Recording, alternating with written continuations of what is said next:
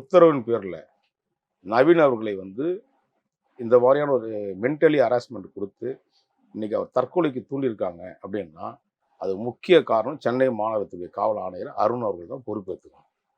காரணம்னா கோடிகள், நான் பல முறை சொல்லிட்டு இருக்கேன், இன்னைக்கு சென்னை மாநகரத்தில் பொறுப்பேற்ற பல ஆயிரம் கோடிகள் வந்து குவிச்சிருக்காங்க.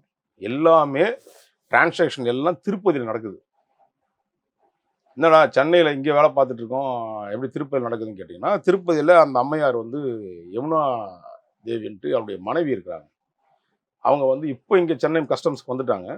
முன்னாடி அவங்க திருப்பதி இங்கேருந்து ஒரு ஒரு பெரிய அமௌண்ட் வந்து டிரான்சாக்ஷனில் அலிகேஷன் ஆகி அந்த அம்மாவை திருப்பதிக்கு ட்ரான்ஸ்ஃபர் பண்ணுறாங்க.